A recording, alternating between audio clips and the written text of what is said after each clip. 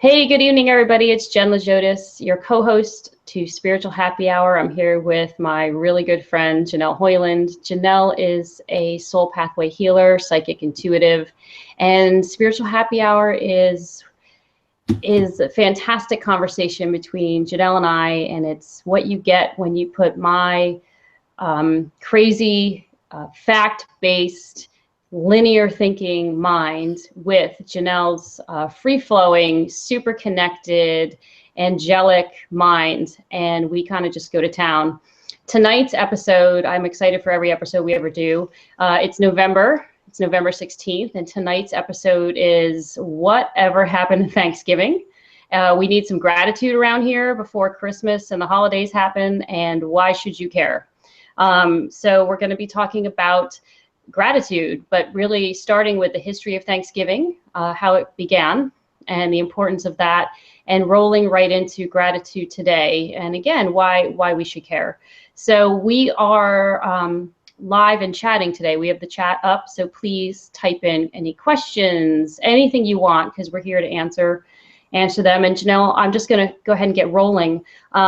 Again, we started this conversation between you and I about, 2 to 3 weeks ago. We were on the phone, and we were just saying, hey, what happened to Thanksgiving? The stores kind of rolled right in, and around me anyway, the week before Halloween, all the Halloween candy was gone, and Christmas decorations started coming in. And I just remember saying to you, we need to be grateful before we start making our lists for receiving.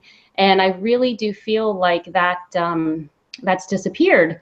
And in the prep for the show, I was thinking, I did a lot of research, there's my brain for you, on gratitude. And it's interesting to me because, again, you and I talked about the fact that the first Thanksgiving was all about the Pilgrims really reaching out to the Indians to give them thanks, because they needed to rely on the Indians to be successful in that first harvest. And when they were successful, they knew that they actually had a chance for survival. So it was a coming together to really rely on someone else.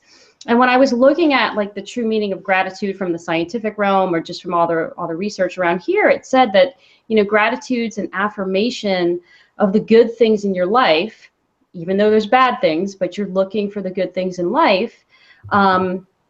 And the second part is figuring out and understanding that the good is coming from outside of yourself, and that there's a humble piece there, that you've got to actually depend on somebody else. So there's kind of a surrender. And I think that first Thanksgiving, of course, was completely that. And I think the month of November should be about that. But I know even for myself, I was saying to you today, I almost need that cue to start to be grateful. So I'm dying to know your thoughts on what you think about, first Thanksgiving and everything. So go ahead, go for it. Well, it's really interesting to me, because I think we should start with this, because the other day you and I were on the phone, and I was in my car, and I went through Starbucks to get a coffee, and you were on speaker, and the guy at the drive-through happened to say he just had Thanksgiving with his family, and it was like, I don't know, a Tuesday, I think, or something like that. And you and I both connected with him in the drive-through, and then I said, well, go ahead and pay for the person behind me and tell him it's for Thanksgiving. Happy Thanksgiving. Right. And he was dying laughing, because he goes, oh, I just had Thanksgiving with my family. How'd you know? And I was like, yes, kind of, that's how it is. And so anyway, we laughed for a good 10 minutes about that, him and I. But, I think that it is very true. I think we've lost what Thanksgiving means, and there's also too the negative connotation with it, thinking about, the Pilgrims shouldn't have came to the land, and the Indians were actually mad at them. Blah, blah, blah. You can make up all kinds of stories about it all you want to, but it is called thanks and giving.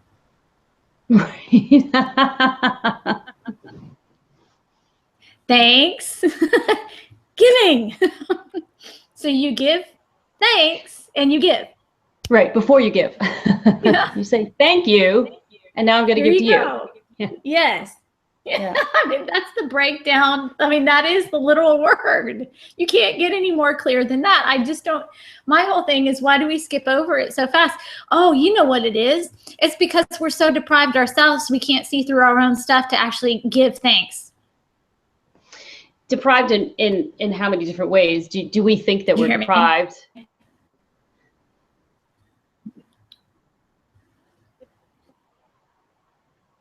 So in how many different ways, Janelle, do you think that we're deprived, you know, in our own thoughts?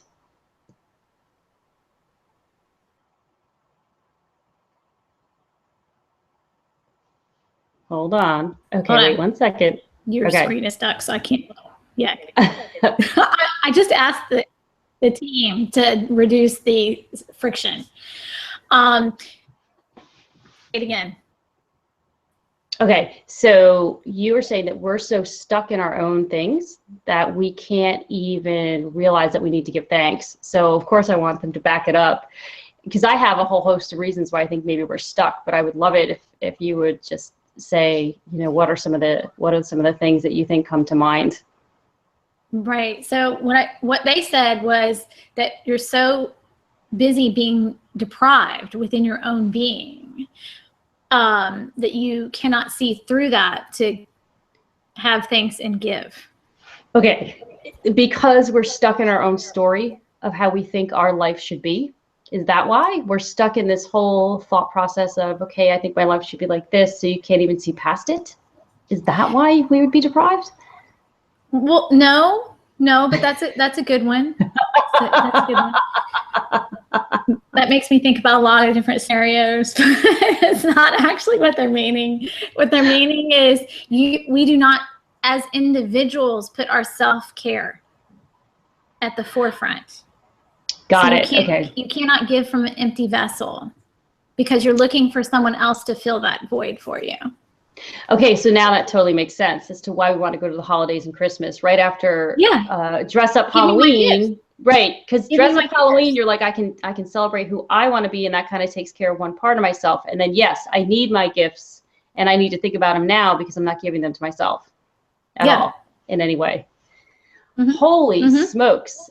Because this wasn't something that really happened when you and I were kids. This is something I feel like it's been going on for maybe the last 10 years or so, maybe 8 years. And for me, I feel like the last 2, 3, it seems like it's gotten worse. So I wonder what they think about that. Do they think that the last couple of years, this has really kind of come to the forefront in terms of people not really taking and trying to do for themselves before they do for others? Yeah, my feeling is it's compacted. You know, the thing is that we have so many external distractions, right? And we busy ourselves with external things instead of internal things, you know? So like for you, I know working out serves that internal piece for you where it clears your mind. You know, for me, it's meditating, it's reading or laughing till I cry, one of the two, whichever happens first. And, you know, that brings me that sense of peace and centering and balance, you know, that I need inside. But I have to make a lot of choices in my life to maintain that certain frequency or that certain center of peace within inside of me. So I do work really hard on making sure that I'm taking care of my own needs, that I'm not looking to someone else to replenish my own, you know, but to complement. And so self-deprivation is, well, one, you're not giving yourself what you need, probably because you don't know what you need, and you're not willing to look at what it is that you actually want or desire to give to yourself. And then if you do give it to yourself, you feel guilty for doing so because society and everyone else makes you feel guilty for doing so. And then you go into the reasons why you shouldn't do that because no one else does that. then would you like me to stop there? It's so true. It's so true. And you know me, I have to back it way up because I'm like, wait a minute. It's really, really true, because I was just going to say to you, we're always evolving, right? Mm-hmm. So I feel like as we go through shifts and our life shifts, and we look at new things that we take on, like myself, Mm-hmm. I haven't been exercising in, I don't know, the last 2-3 months. And I was actually just saying this to my husband the other day. I was saying, I really got to get back to this because I'm completely off center. I know I'm off center and it doesn't feel good. And somehow I let it get to the point of really, really needing it. But it's interesting because when new things come in and new things that we want to do in life, at least for myself, the first thing to go is the thing that I do for myself. And that shouldn't really be the case. There should be more of a balance. And I think for me, I say to myself, oh no, I got to put my entire effort in this. Let me just do this for today. But then it's, let me do this for today, and today goes into tomorrow and the next day and the next day and the next day. And maybe I'll have a day or two in there where I'll put my needs first for maybe 2 days, and then I'll go back into the other piece. But it's interesting for me, Janelle, because as always, it's one or the other. I'm either 100% doing whatever work I have to do, or like 3 years ago, I wrote about it in the book, 100% procrastinating and doing for myself, right? So do other people do that? Are they also one or the other? Not really. Sometimes there's a mixture or a combination of, those things, but I think the good majority of the people, it's the not doing for themselves, procrastination. We all procrastinate. I know you would love to think that I do not, but there are things that I procrastinate on. Okay. Like my clothes in my closet are not hung up. I would like to hang them up, but I look at it and I go, yeah, I'm going to pack on Thursday. I don't even know why I'm going to hang them up, So technically not procrastination. Yeah. Wait, hold on, because I'm muted.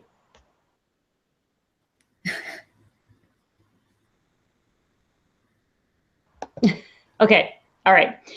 So then what is it? Why is it? I know.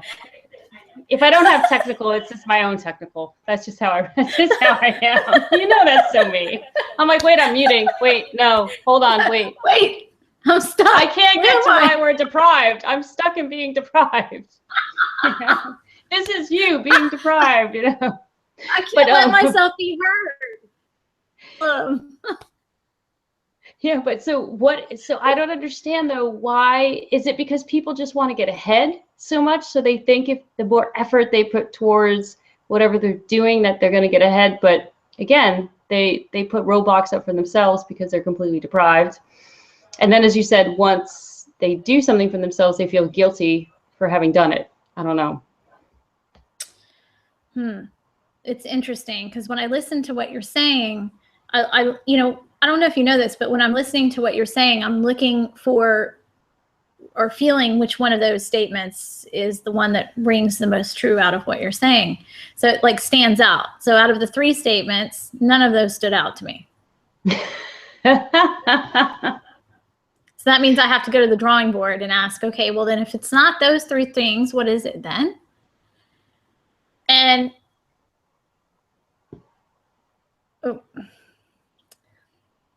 okay. They said it's the art of self-care. But that's stopping people? No. Yes, it's stopping people because if you were to acknowledge that needs to be a priority, then you would be needy. Oh, you would label yourself as needy. And Yes. Everybody wants to think that they're completely in control and they're competent in whatever it is they're doing. Is that right? Yes, totally. Yes. Look, here's a moment where I'm like, oh. Okay, wait, I have to wait a minute. Let that sink in. Hold on. Holy cow. Wow. Okay. But yeah, that really rings true for me. That's really true. You don't really, when you think about it in here, and I can feel it in here, it's like you're right. You don't want to let the let that surrender happen, because you are like, people can be self-judging and think that they're going to be needy, when really, if you do that, you're probably going to be opening yourself up to that much more, right? So you can do that much more. Wow. Holy cow. So taking it back to Thanksgiving, do we think that celebrating Thanksgiving is going to make us somehow seem needy in that sense? Oh yeah, that's feed the needy. Wow. Yeah. Yeah, I mean, yes, when you think about it, you think about Christmas and you're like, oh yeah, I can't wait to share with my family. You get to Thanksgiving and go like, oh God. I know, you go, I don't want to cook. You do it. Yeah. I don't know. You know. Well, yeah. Why is that? You know, why is that there? Yeah, that's true. Except generationally, I think it's different, because I think when you actually sit around the Thanksgiving table, I actually think that when you finally get to that conversation, that breaks up that whole piece in people. You know, when you finally do sit as a family or as a friends or a gathering, and you have cross generations sharing together, that you can learn from everybody. You know. Yeah. So. Yeah. No, that truly is possible. But you know, I think that everybody's worried about their own individual, in that space, because you've deprived yourself for so long. Once you get to that space when we're going Thanksgiving and you're going, God, I got to give again. And you don't want to. So then you're like, I don't want to cook. Somebody else take care of me. Yeah, that's really. I got to drive over there. It's so funny, Janelle, though. My head is still stuck on that needy comment because it rung so true. I almost don't want to admit that it rang that true. You know what I mean? It's like, wow, I'm still stuck on, like, it's still right here. I'm like, man, they're right. Of course they're right. But is it then just, because you also said something too in the beginning about you don't even know what you need.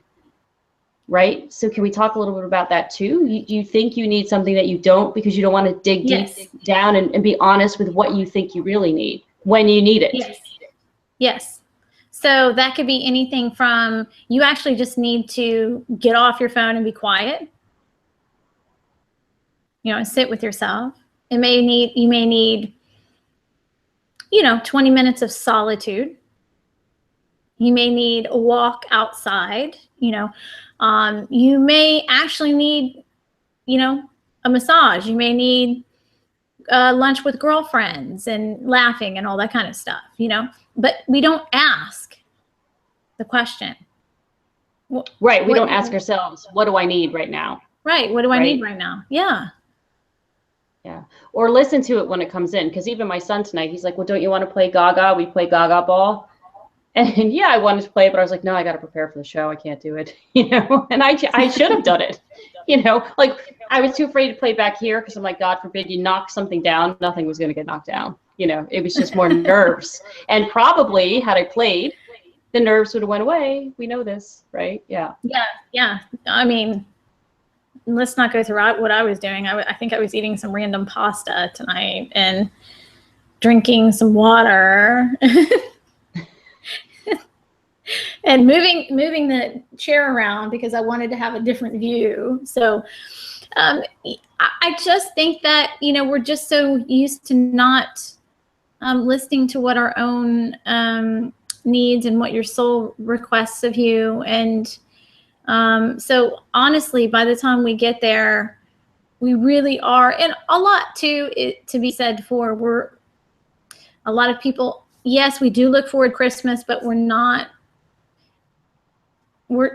ready for it in the sense of, that means the close of another year and what did we do and what didn't we get done. And so the focus is on all of the things to do, you know, instead of, so all the regret.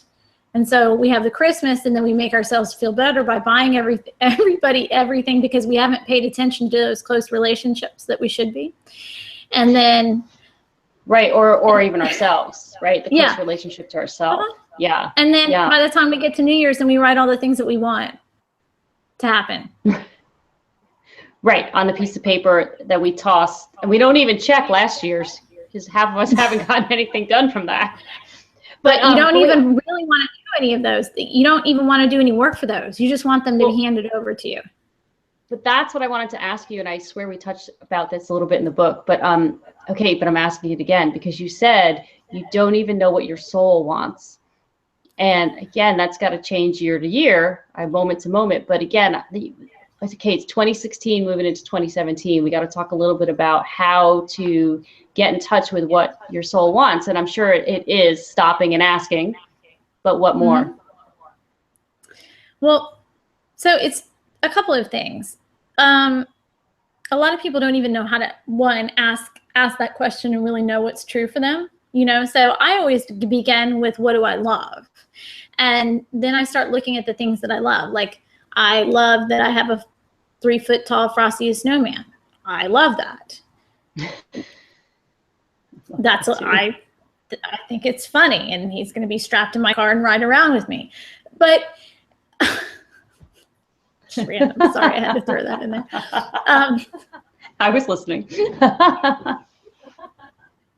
But in reality, when you ask someone what they love, they look at you like you have 3 heads. You know, and because we're not used to expressing ourselves that way. Passion. Well, does that go back to that original statement that you made about feeling needy? Mm-hmm. So is that linked to that too? That you've buried it somewhere there, or you just really don't know? Because you again, you've not cultivated anything for yourself since you're probably a kid. Yeah. Yeah, it's really largely that people genuinely don't know. Because I probably asked that question, I think, more out of anyone that I know. And my suggestion to people is look at what you love and start writing that down. You know, if you love how a certain pair of socks makes you feel, that's self-care. That's taking care of yourself. That's nurturing yourself. That's loving yourself. That's giving to yourself. If you like the way a certain lotion smells, do you put that on yourself every day? Do you love the body vehicle that you're in? Well, again, that's a good point, Janelle, because I think for myself, when I think about taking care of myself, I almost want to put that in a box where I say, well, I have to take an hour and work out, or I have to actually take a big amount of time. And yes, that can be true in some ways. But what you just said, it's like, no, you can be taking care of yourself throughout the day in yes. all the little choices that you might make, what you want to eat. Like you said, a certain perfume that you want to put on, or lotion. I don't know, go take a walk for 10 minutes because it's sunny outside and there's a breeze. You know, I didn't think about it like that. You know, I feel like sometimes I have moments where I think about it and I go, oh yeah, that's great. And then I take that right turn off to whatever is going on in life and completely forget to interweave those things into myself or into my own life. And it kills me because, you know, we've known each other for how many years, and we've been doing this together for how many years, and it's still not automatic. Well, I have to give you credit. I have to give you credit where credit's due. You are the only one that is saying on the piano to Journey in the middle of the restaurant.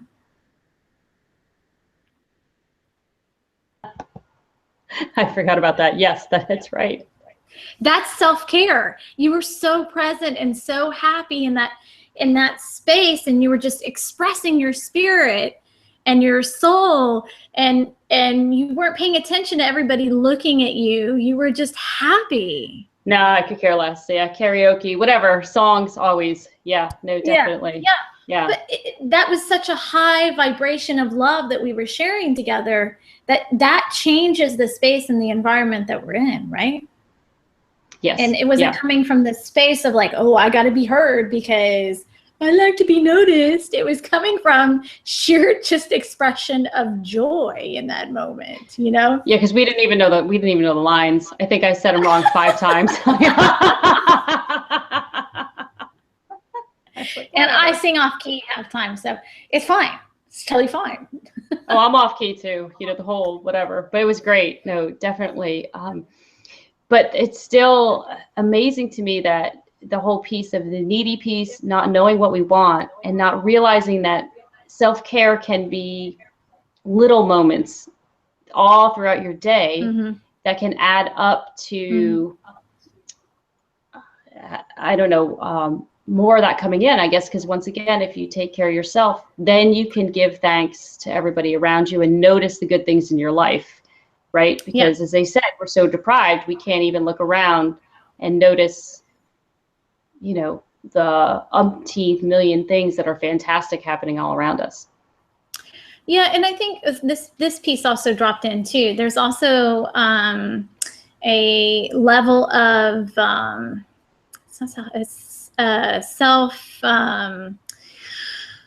self-awareness of not, you know, insecurity, not liking yourself. And so that also creates that, well, I don't want to ask for what I need. I'm just going to give and give and give and give and give. And then that also creates the empty vessel as well. But do you think people give and give? Okay, so some of it is it also to secretly get back at some point? You know, I mean, it's, you don't feel like you're necessarily good enough, so you're going to give to everybody else. But at some point, is that person ever expecting back in return? And I know I'm making a total generalization.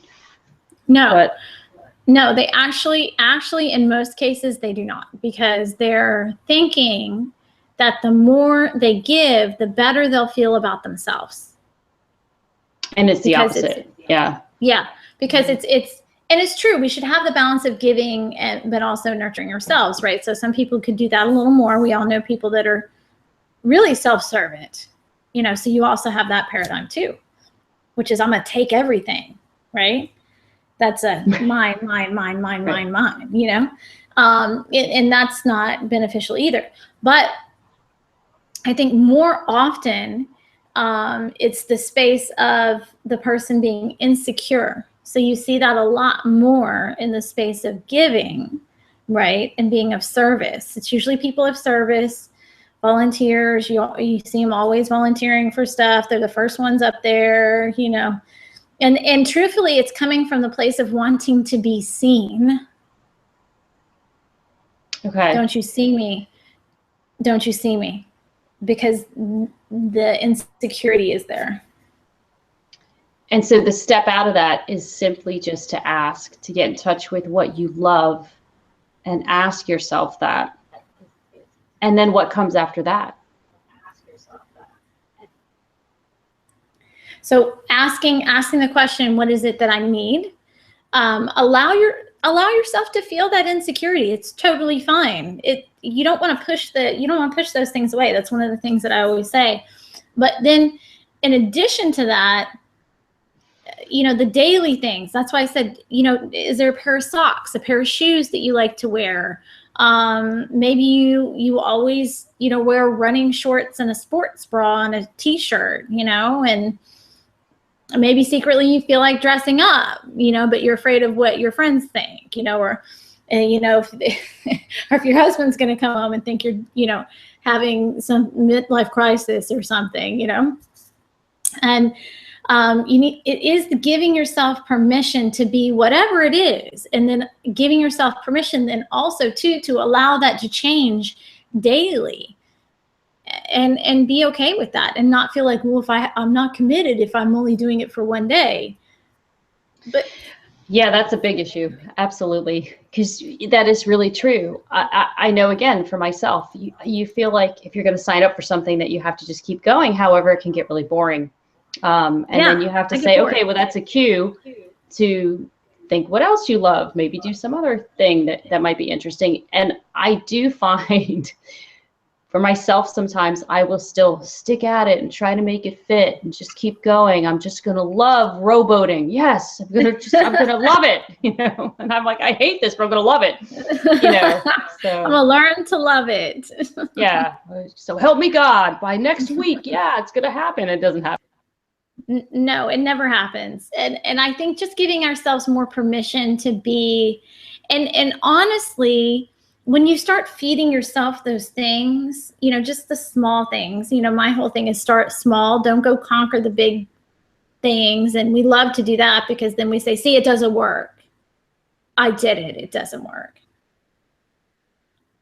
And then go ahead. Yeah. No, you're totally right there. I do think, again, it's like that whole phrase, go big or go home. So you try it for what, 1 day, 2 days, and then it doesn't work. And you're like, well, forget it. No, just going to go sit on the sidelines, or I'm going to keep doing whatever I want to do. Right. Yeah. Because no one, Janelle, no one ever tells anybody to go small. You're the first person I've ever known. I'm like, that's really good advice. Take little bite-sized pieces, you know. The other thing is in balance, you know, so like if you love Godiva chocolate, don't go buy a huge box of 500 chocolates, buy 2. Yeah, well, it is chocolate, you know. I can't help you that one. You know, little bites, you know. But it's all about balance. It's all about structuring your life to have these things be a consistent instead of something that is just random. You know, yeah, like you said, yeah. And then it gets to the end of the year and you turn around and you have nothing. You have nothing to give. You don't want to give. You just want to receive. And then you have nothing for the next year, right? Again, like you said, that whole guilt thing pops up and then you're not sure what to do with that. And it feels really funky. Yeah. You know, and I also think that a lot of people also feel like Thanksgiving is really about food and the commercialism and eating and all of that stuff, but there really is a core foundation to it, you know, and it really is about having the balance, being thankful and being giving, you know, being thankful for who? Yourself, for God, for what? Yeah, no, true. And I guess giving in each of those ways as well too. But it is funny because it is so about, you're right, the commercialism has made it so about food. And then the prep, I know for us, like we start, you know, a good week and a half in advance and there's that whole piece. But I do like to celebrate that piece. I do think it's funny. Preparing for Thanksgiving makes me crazy, but in some way it does start to make me slow down to think about other things, but not about self-care. I'm usually thinking about who in my world am I grateful for while I'm working my tail off to cook for everybody. So right. So here would be a switch. What if when you're cooking and you're creating those things, you start intending that whoever eats that dish or whoever shares that space with you also shares you know, self-care or gratitude. Infuse the food with what you're wanting to create. I never thought about it that way. Yeah. Because obviously back to intention, if you set that intention, it's going to happen. But I just love that you say in small doses, because then it's doable. It's something that can actually happen and not be started and stopped. Right. Put back on the shelf. Yeah. Right. Yeah. And I think also too, the allowing piece, you know, we always need to get things right or perfect, you know? And we need to be in the space of allowing whatever that is, just to be like, okay, for one day you want to sit on the couch and, you know, watch movies. It's fine. Do it. Sorry, that just blows me away. Because again, my brain is like, what do you mean? You can't do that. If I've set a goal, I have to do the goal. It is a lot of deprogramming the thought process. Yeah. And saying life will still go on. It'll actually be even better if you would just, you know, live, and not live one thing. So how many people though do this? Like are people, because you know me, I'm very focused on usually one or two things, right? And then it's the entire focus, which is what we're talking about tonight. How many people really do that? Do people end up doing that? Or I know I'm just extreme in how I do it.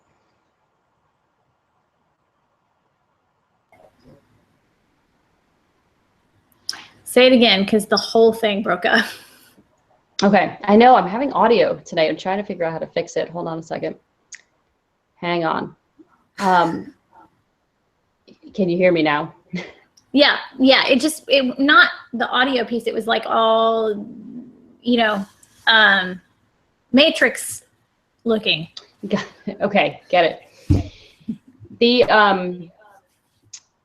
are people extreme? In other words, do they just tend to focus on one thing that deprives them? In other words, is everyone focused on the job, or do you know what I mean? Are people finding that one thing is taking over life, or do you find that they've got 3 or 4 or 5 things going on at once?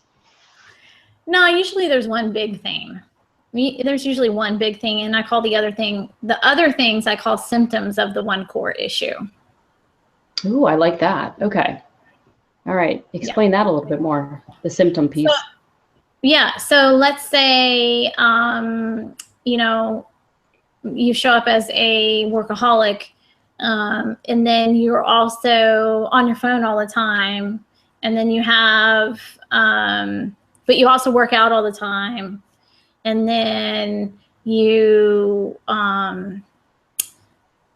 but then you're also not present for people, so you don't call them back, or, you just avoid things.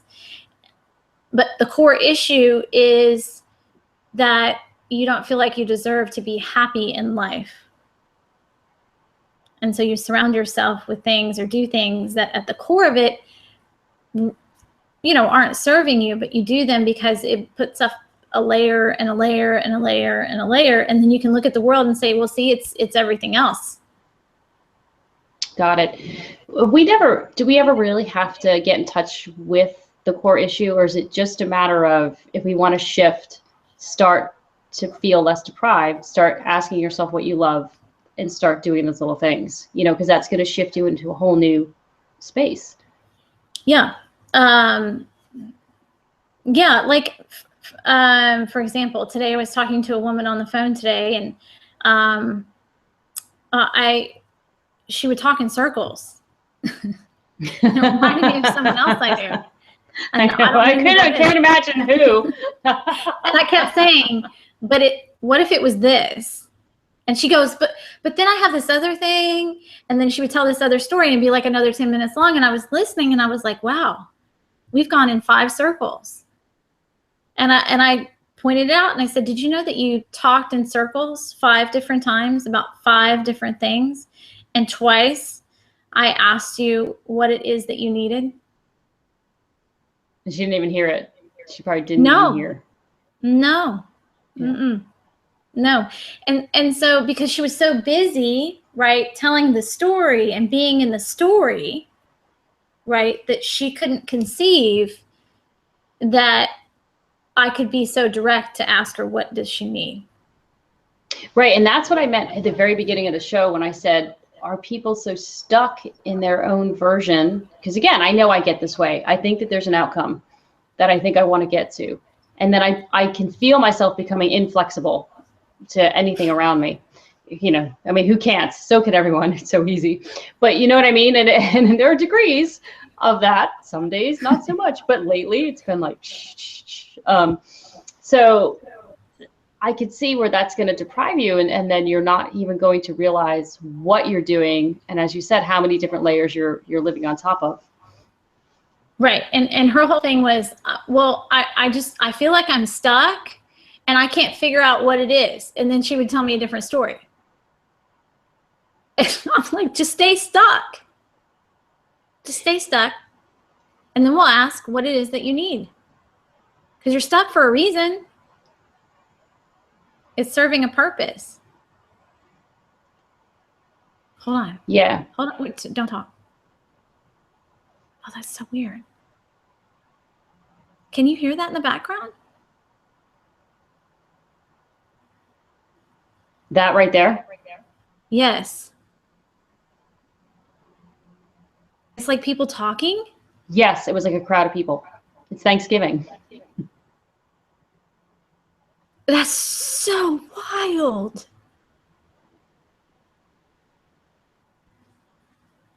It's right there. It's right there. It's a huge crowd of people. Okay, so who is that, Janelle? Who is that?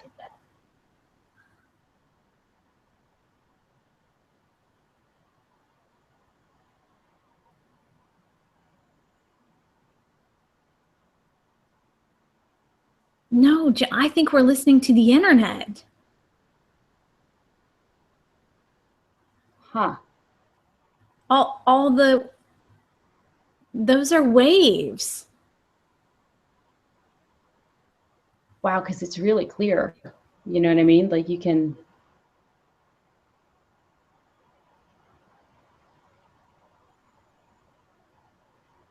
So is it just because we have such a clear channel right now that we can hear all that?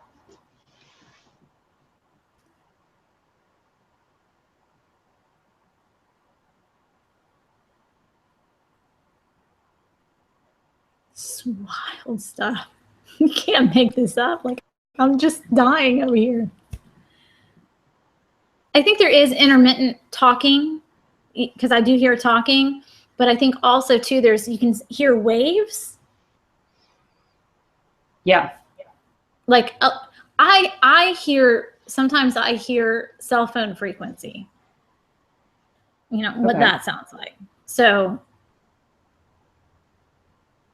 yeah, and that happens a lot. I can clearly make out people talking. Yeah, but that happens a lot when I'm on the phone with you as well too.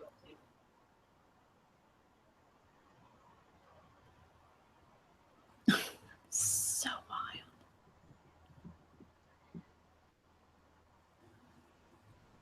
Okay, sorry. I just had to take a break for that because I'm sorry. I mean, that's I don't know. I don't have words for that. But see, but again, Janelle, that's because of your connection, right? Because that's not going to happen to everybody. That's because of the, right? You're feeling the frequency and the frequency is coming in completely different, right? Mm-hmm. Yeah, because that normally doesn't happen. No.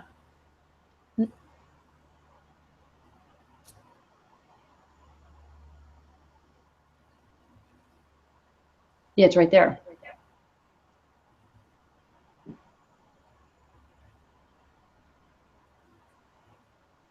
They're saying something.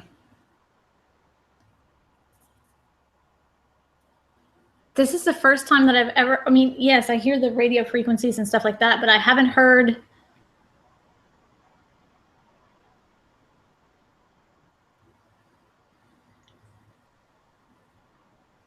I can't get it.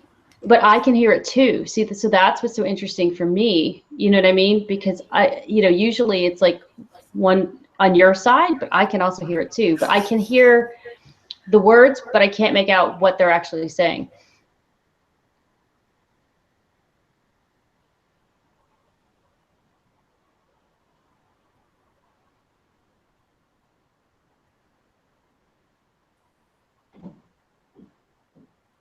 I'm trying to get it to slow down because the reason why we can't understand it is because it's such a high frequency. It's moving so fast.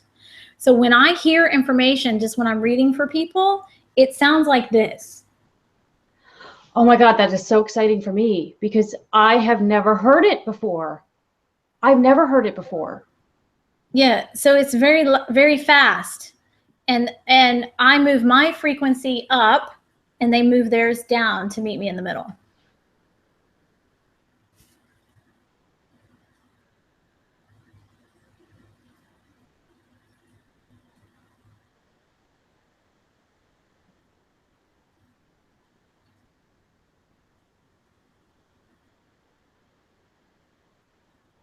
Yeah, it's gone. But that was wild because did you not just hear that whole last bit that came through? Mm-hmm. Wow. So who was that? I have no idea. I don't know.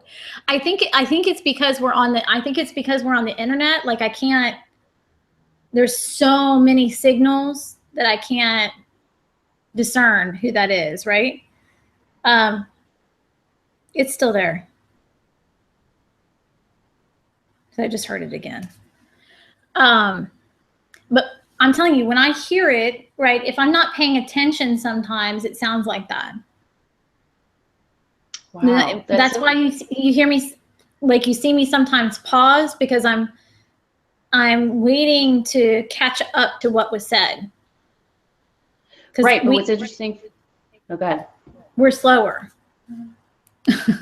Right, and that's why I have to stop talking, because I'll be going blah, blah, blah, blah in one of your ears, and you're trying to hear this in the other. But that's the first time I've ever heard it, Janelle. I've never heard it before. This is the first time ever I've ever actually heard what it sounds like from your end. That's amazing to me. Wow. But you don't know who that was. Wow. Oh no, I think it's because, like I said, I think we're in YouTube land, you know, and there's so many signals going out at one time, you know, and then plus I'm pretty sure I'm probably picking up on all the people that are going to listen, right? Right. Yeah. And then all the crowd of people that are on the other side, right? Really happy that we're having the discussion, right? Because I did get it was about Thanksgiving. I got that really clearly, you know, in that, and I felt like that word almost got formed a couple of times in that. Oh, in that whole piece that just happened right now. Yes. Whatever came through was the message for us about Thanksgiving. Yeah. Yeah. Yeah. Wow. So we'll have to go back and listen to it, because I bet you we can hear it more clear when we're not in, you know, in this space, you know? Yeah. But that's wild. No, that really is. You can't make it up. I mean, we do see sparks when we're in person and the lights flicker. And again, I hate that I have an echo today. I can't seem to stop that. Hold on. Let me try this again. You can hear the echo, right? I cannot. Wow. So I sound clear to you because I don't sound clear to me. Which is very humorous. Oh my gosh. All right. As long as you can't hear an echo, because I hear it back for myself. So, okay. No. Okay. So what I think moving forward is, I think just having that energy and, you know, room to just say, what would self-care look like for me today? Right. And know that it's not about being needy. It's about needing what you need for you, because that's gonna shift your whole space and your whole world. Wow. That's fantastic. And it's little steps. It doesn't have to be this humongous thing. It can be whatever works for you is going to work for everybody else. Wow. Yeah. And you know, and I think the fear is that if you start giving those things to yourself, then it's going to create this energy of your, there it is again. You're being, what is the word that I'm looking for?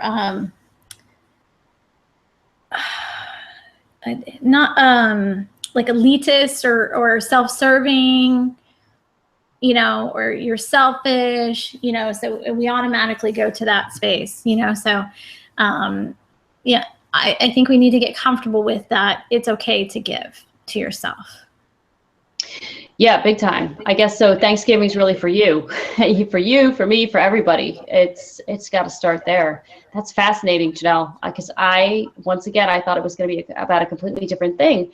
But it's interesting because for me, the last couple of weeks, in just saying thank you to other people and appreciating other people for what they're doing in my world, I'm already feeling better. And I guess that is a little bit of a form of self-care, because you're saying to someone, thank you.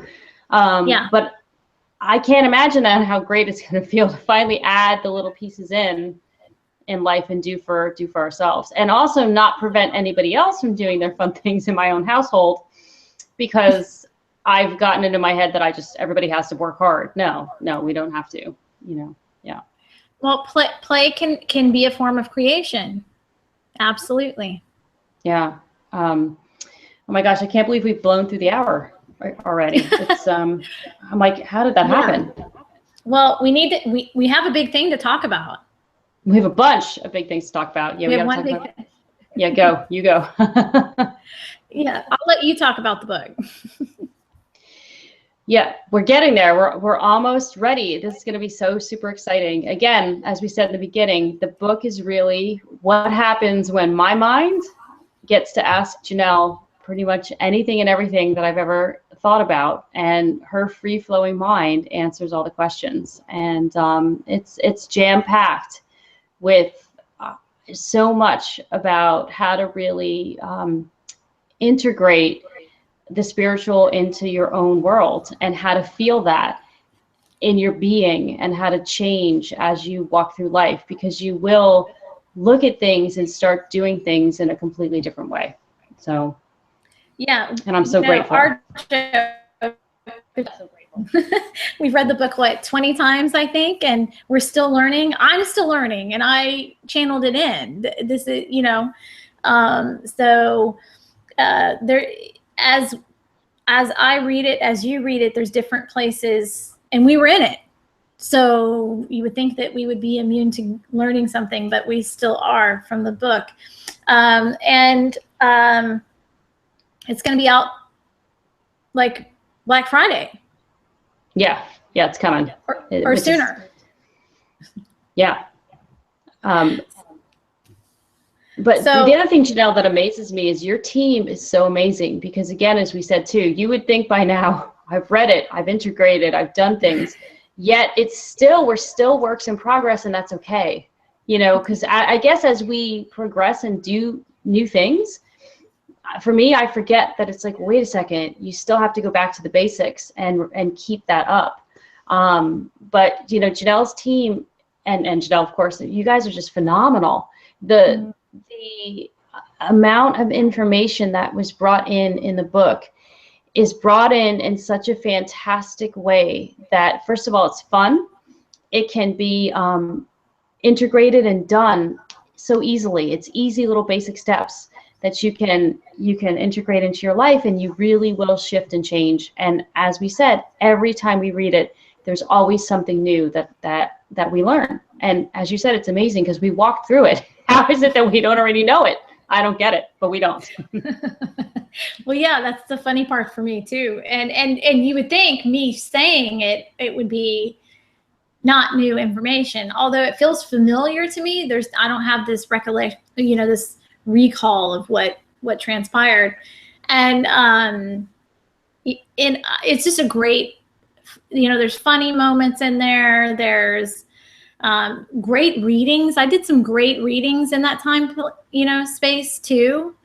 And you'll see those. You'll see how I do readings, and how I really don't know anything about the person before I go in. I like to go in cold turkey, as they call it.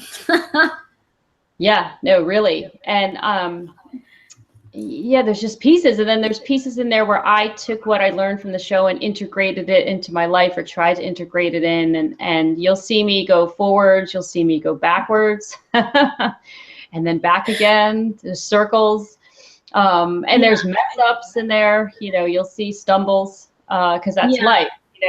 Part of life is messing up, and then standing back up and doing it again. But your team, it's amazing to me, because I feel like our show now is like Spiritual Happy Hour 2.0. And the way that everything is brought in is always just so amazing. And I think, too, from the book, you will feel that shift. Like tonight, when they said needy, for me, clearly I needed to stop and think about that, because that really resonated with me. And there's moments in the book, I think, that are going to resonate with people on that same level. I don't know what you think. Yeah, no, and Jen, one of the things that you do so well is you articulate what it is that you're feeling and going through, and what your thought process is, and that's not something I can do from that perspective. I don't have that tool in my wheelhouse. So I'm extremely grateful that you shared your vulnerability and your process to allow people to see oh, this is really tangible. This is someone who thinks like me or resembles me in some way, shape, or form, and that I can actually do this. Because most people look at me and say that's never attainable, you know, or why would I don't want to walk around and channel all day. But what's amazing to me is you were like my answered prayer, and we talk about that too. I always wanted to learn how to connect, but I needed to do it in a fun way that almost felt like little things of snow coming down, like here's how you do it. And that's who you are, and that's who your team is. And it's amazing to me now, because sitting here with you now, I can feel how different I am, and the fact that I can feel things now and hear things that I couldn't do before. And I mean, I now know when things really resonate with me, that's the cue to take a look inward and say, hey, wait a minute. If I'm feeling this, I need to look at this and see what is it that's triggering this in my life. And I mean, that's just one tiny lesson that's in there that you've taught. There's just so much more in there. So it's going to be so exciting. I can't wait for people to read it. I hope that they get out of it, you know, everything that I got out of the journey. And it's just going to be an exciting time. So. Yeah. And it's called Tune In Spiritual Happy Hour, a double shot of bad, being, allowing, and doing. And we had some definite hiccups with the book. Yeah. Yep. And the show itself, like you will see all my technical things that, you know, thank God they're not happening. I don't want to open up that box of worms. Forget it. I didn't even say it. Or like I'm not going there. Show and we started talking about the dumb ASS. Exactly. We're like, don't be that. No. You know, no. Don't be. But anyway, we actually, I think we generally have a good time together. So, anyway, I feel like we're complete. So look for Spiritual Happy Hour. Go like the page. Go bug Jen with questions on Spiritual Happy Hour. What you want us to talk about, what you want us to cover. It's spiritualhappyhour@gmail.com. And the website should be up shortly, and you can go there, which is the same, spiritualhappyhour.com. And we're going to take a break for Thanksgiving, and we give all our gratitude and thanks for every soul that has ever listened to us and every person that has ever contributed to this energy and to the space that I am, that Jen is, what I call the groundbreakers. I'm grateful for those. Those are the Louise Hay, the Sylvia Browns, all of the Sonia Choquette, all of the great foundational leaders that really, Gandhi, you know, that walked in this place of changing the world that we see. Yeah, so we can anchor it back in, right? Yeah. With everything. Yeah, I'm so grateful. I'm so grateful for you, Janelle, really. And to all of our listeners, everyone that's ever supported us. It's just been a fantastic journey.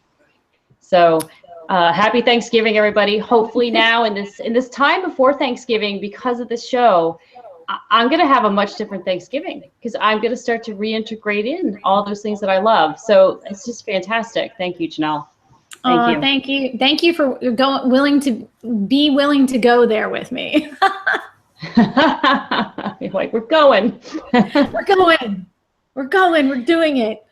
All right. Well, yeah. I'm gonna let's sign off, and we'll see you soon in a couple weeks. Love and light. Absolutely. All right. Good night, everybody. Bye.